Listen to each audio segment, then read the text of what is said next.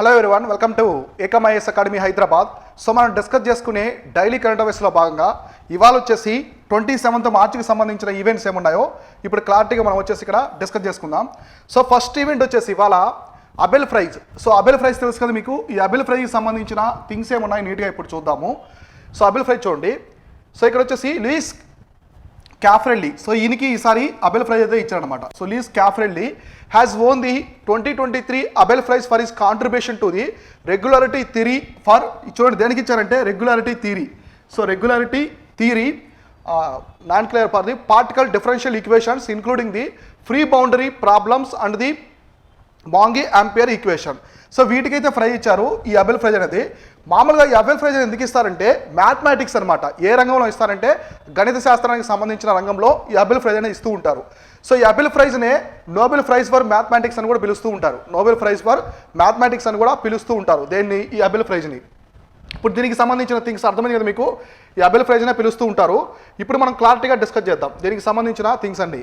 So ఇక్కడ చూడండి, ఇక్కడ the Abel prize is prestigious award in the mathematics. So ఇందులో అంటే మ్యాథమెటిక్స్ అనమాట. సో మ్యాథమెటిక్స్లో ఈ అబెల్ ప్రైజ్ అనేది prestigious award. So that recognizes the pioneering scientific achievement in the mathematics. So ఈ గణిత శాస్త్రంలో చేసినటువంటి అచీవ్మెంట్కి గాను గుర్తుగా ఈ అబెల్ ప్రైజ్ అనేది ఇస్తారు. ఓకే, అర్థమైంది కదా. దీనికి సంబంధించి ఈసారి ఎవరికి ఇచ్చారంటే వచ్చేసి లూయిస్ క్యాఫ్రెల్లీ అనే పర్సన్కి అయితే ఇచ్చారు ఇక్కడ అబెల్ ప్రైజ్. ఇక్కడ కనిపిస్తుంది కదా మీకు ఇమేజ్లో. సో ఇతను అనమాట, ఇతనికి ఈ నోబెల్ ప్రైజ్లో అబెల్ ప్రైజ్ అనేది ఇచ్చారు. సో నెక్స్ట్ దీని గురించి, so it is named after the Norwegian mathematician Niels Henrik Abel. So అసలు ఈ అబెల్ ప్రైజ్ అనేది ఎలా తీసుకొచ్చారంటే నార్వేజియన్, సో నార్వే కంట్రీకి సంబంధించిన ఒక గణిత శాస్త్రవేత్త. సో గణిత శాస్త్రవేత్త అంటే గణిత మనకి మ్యాథమెటిక్స్ సంబంధించినటువంటి ఒక మ్యాథమెటిషియన్ అనమాట ఆయన. సో ఆయన పేరు మీదుగా ఈ అబెల్ ప్రైజ్ అనేది ఇస్తూ ఉంటారు. ఎవరంటే అతను Niels Henrik Abel. So Norway కంట్రీకి సంబంధించిన మ్యాథమెటిషియన్ నీల్స్ హెన్రిక్ అబెల్ అనే వ్యక్తి పేరు మీదుగా ఈ అబెల్ ప్రైజ్ అనేది ఇస్తూ ఉంటారు. తర్వాత Norwegian parliament established the prize in 2002. So ఎప్పటి నుంచి అంటే 2002లో దీన్ని ఎస్టాబ్లిష్ చేస్తారు ఈ ప్రైజ్ని. And it includes the Monterey Award for the 7.5 million kroner, approximately $7,20,000. So $7,20,000. So kroner అంటే నార్వేకి సంబంధించిన కరెన్సీ అనమాట. క్రోన్ కరెన్సీ అంటారు దాన్ని, క్రోన్ అంటారు అక్కడ. So and a glass plaque. So glass plaque ఉంది కదా, సో ప్రైజ్లా గ్లాస్ లాగా ఉంటుంది, అదొకటి ఇస్తారు. తర్వాత మానిటరీ బెనిఫిట్ ఉంటుంది. ఈ అబెల్ ప్రైజ్లో వచ్చేసి మానిటరీ బెనిఫిట్ ఎంత ఉంటుందంటే, సో మనకి డాలర్స్లో చూసుకుంటే సో ఇక్కడ వచ్చేసి కంప్లీట్గా మనకి $7,20,000 అనేది ఈ అబెల్ ప్రైజ్లో ఇస్తారు. తర్వాత it is awarded by the Norwegian Academy of Science and Letters. So ఎవరిస్తారంటే దీని వచ్చేసి Norwegian Academy of Science and Letters అనే అకాడమీ ఈ అబెల్ ప్రైజ్ని అయితే ప్రతి సంవత్సరం ఇస్తూ ఉంటారు. తర్వాత behalf of the ministry of, ఇక్కడ చూడండి ministry of education of Norway.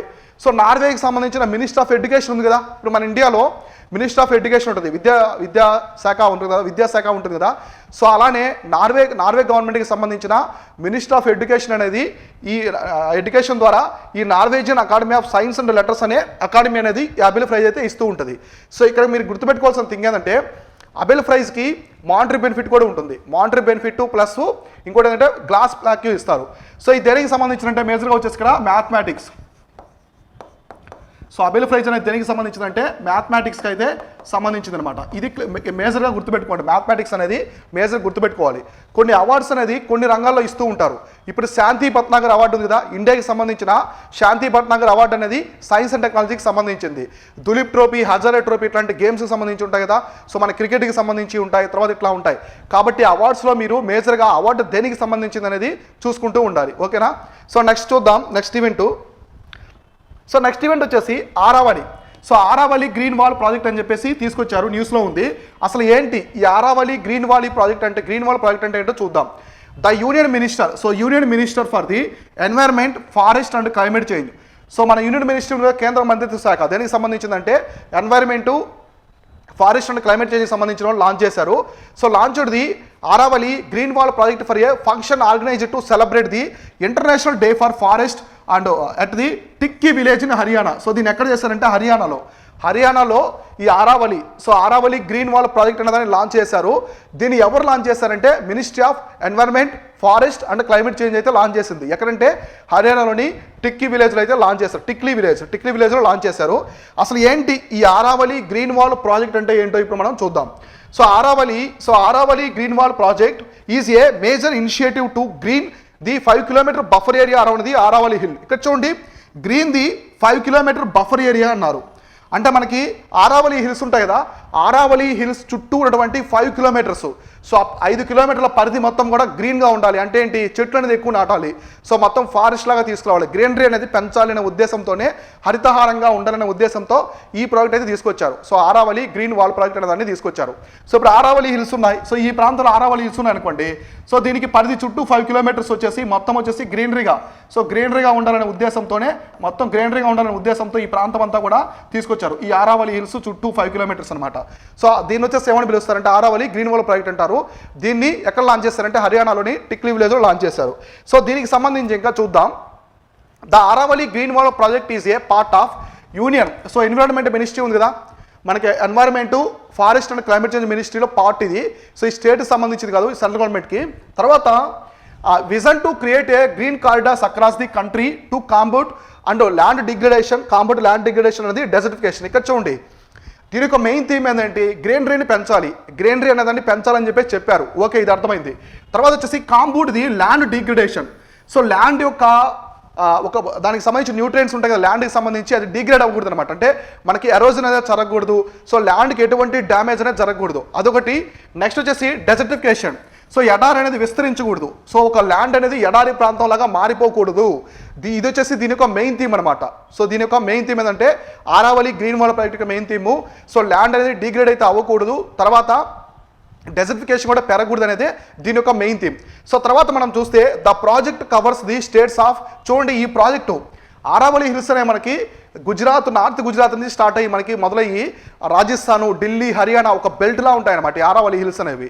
So ఈ ఆరావళి హిల్స్ ఈ ప్రాజెక్ట్ ఏ స్టేట్లో సంబంధించిందంటే చూడండి, ఒకటి హర్యానా, రాజస్థాన్, గుజరాత్ అండ్ ఢిల్లీ. సో ఇప్పుడు నేను చెప్పాను కదా, గుజరాత్ నుంచి మొదలై హర్యానా వరకు ఉంటాయి ఈ ఆరావళి హిల్స్ అనేది. అందువలనే హర్యానా, రాజస్థాన్, గుజరాత్, ఢిల్లీని ఇందులో యాడ్ చేశారు. Where Aravalli hills landscape span over the 6 million hectares of the land. ఈ రాష్ట్రాల్లో, ఈ ప్రాంతాల్లో ఏంటి, హర్యానా, ఢిల్లీ, రాజస్థాను, గుజరాత్ వచ్చి ఆరావళి హిల్స్ అంతా కూడా ల్యాండ్ ఉంటుంది కాబట్టి ఈ స్టేట్స్ మొత్తం కూడా ఫోకస్ చేస్తుంది ఈ మినిస్ట్రీ. తర్వాత the project will involve planting native species of the trees and shrubs on shrubland, wasteland, degraded forest land, along with the rejuvenating and restoring surface water bodies such as the ponds, lakes and streams. ఇక్కడ చూడండి, so రెజ్యూనేటింగ్ and restoring ఇది main concept అనమాట. So ఈ green వాలీ project యొక్క main concept ఏంటంటే రెజ్యూనేటింగ్ and restoring. So ఈ ప్రాంతంలో ఉన్నటువంటి ఈ ఆరావళి హిల్స్ ఉన్న ప్రాంతంలో ఉన్నటువంటి చెరువులు కావచ్చు, సరస్సులు అన్నీ కూడా వాటర్ బాడీస్ ఇంతకుముందు ఎలా ఉన్నాయి కూడా గ్లోరీ అలానే ఉండాలి. తర్వాత చుట్టూ కూడా గ్రీనరీ పెంచాలి, చుట్టూ కూడా గ్రీనరీ అనేది పెంచాలనేది ఈ ఆరావళి గ్రీన్ వాల్ ప్రాజెక్ట్ యొక్క మెయిన్ థీమ్ అనమాట. సో అర్థమైంది కదా దీనికి సంబంధించి. సో ఇప్పుడు మనం నెక్స్ట్ ఈవెంట్ ఏముందో చూద్దాం.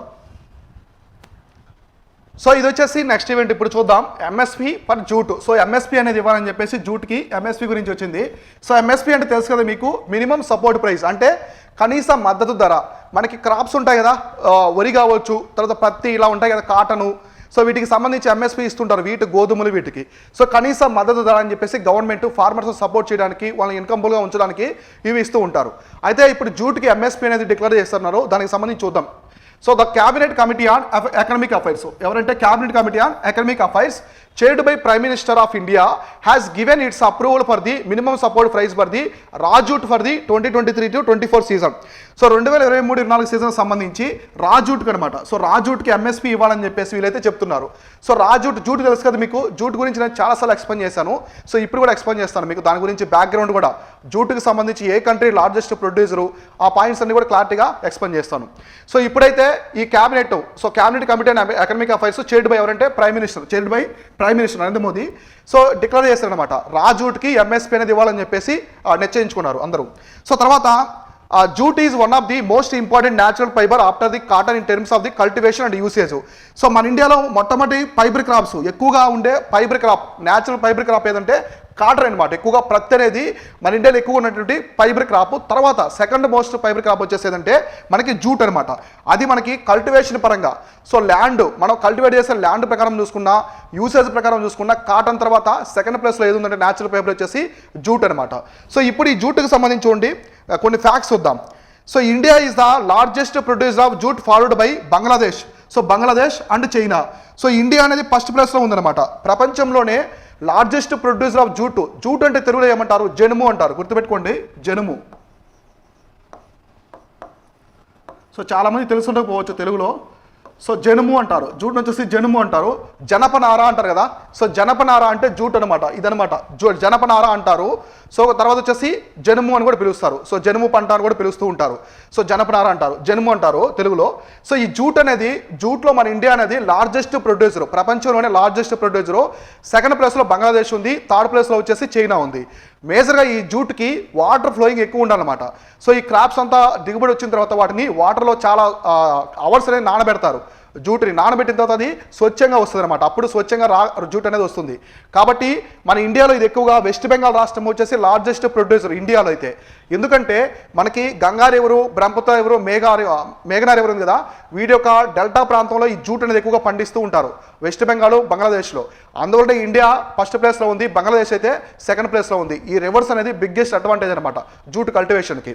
సో తర్వాత చూడండి, ఫస్ట్ ప్లేస్లో ఇండియా ఉంది, తర్వాత బంగ్లాదేశ్, తర్వాత చైనా.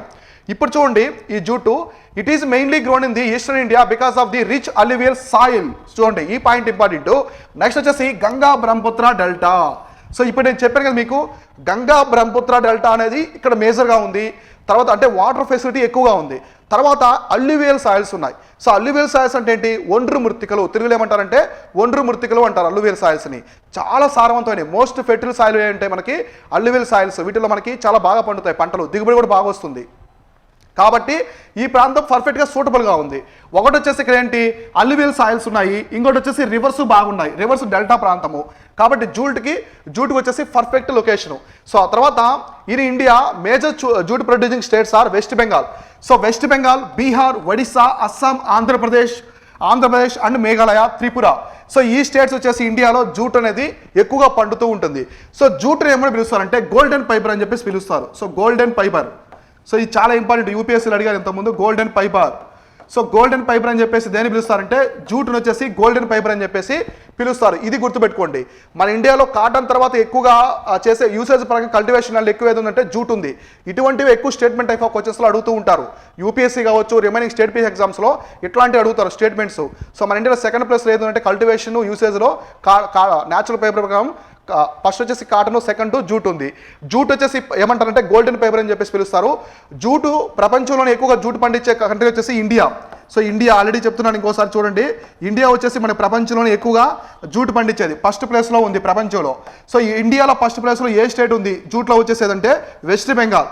సో వెస్ట్ బెంగాల్ కూడా జూట్లో ఇండియాలో ఫస్ట్ ప్లేస్లో ఉంది. సో మనకి ఇది వచ్చేసి వరల్డ్. సో వరల్డ్లో చూసుకుంటే ఇండియా, సో ఇండియాలో చూసుకుంటే వెస్ట్ బెంగాల్. సో ఆంధ్రప్రదేశ్లో కూడా జూట్ అనేది ఎక్కువగా పండిస్తూ ఉంటారు. ఎందుకంటే ఆంధ్రప్రదేశ్నే నదుల రాష్ట్రం అంటారు. సో నదుల రాష్ట్రం అంటారు ఎందుకంటే ఎక్కువ నదులు ఉంటాయి ఆంధ్రప్రదేశ్లో కూడా.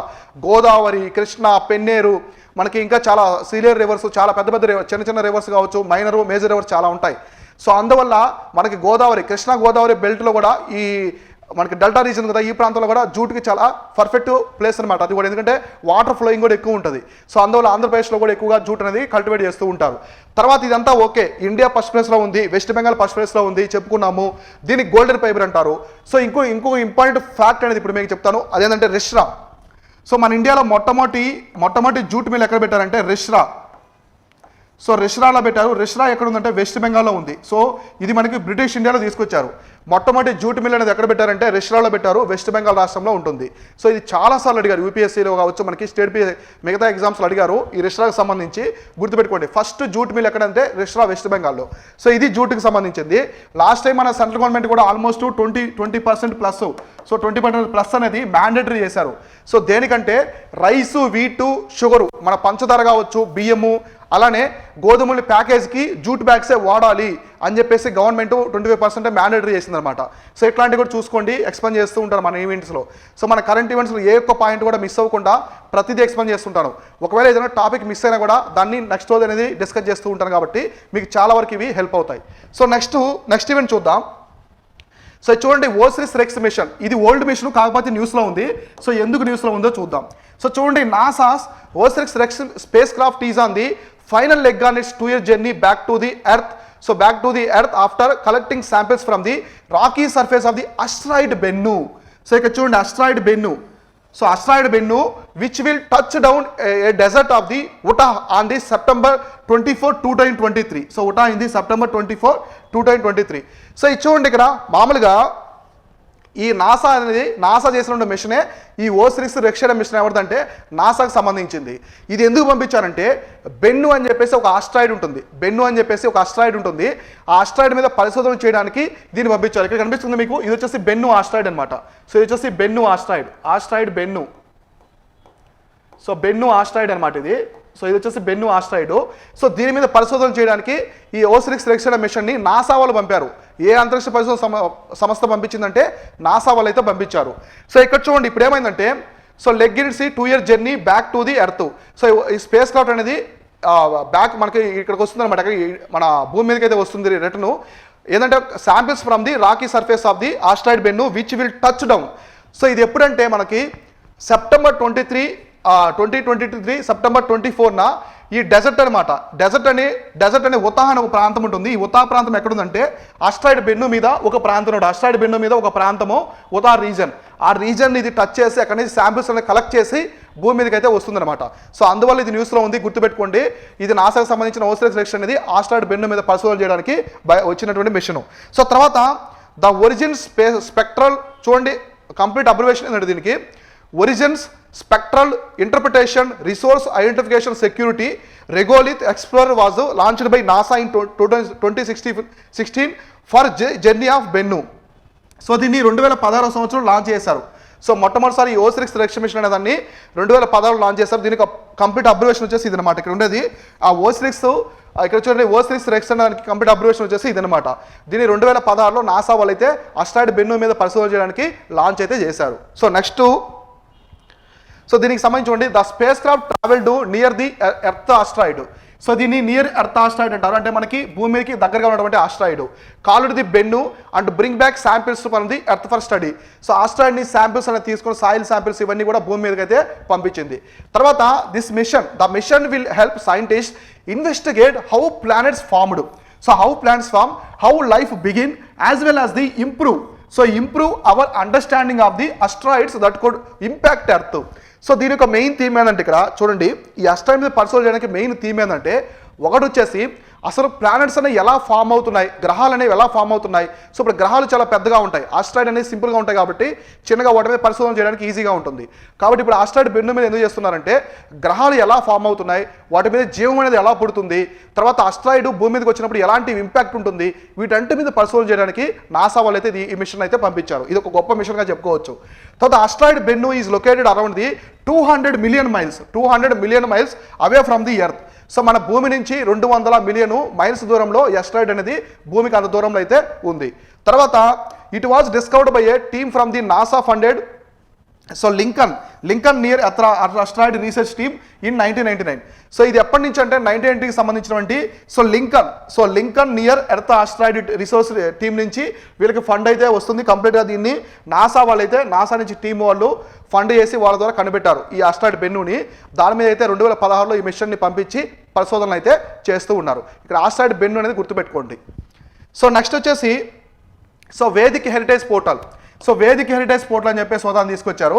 సో ఎవరు తీసుకొచ్చారండి, union home minister inaugurated the Vedic heritage portal in New Delhi. So దీన్ని ఎక్కడ ఇనాగ్రేట్ చేశారంటే న్యూఢిల్లీలో అయితే లాంచ్ చేశారు.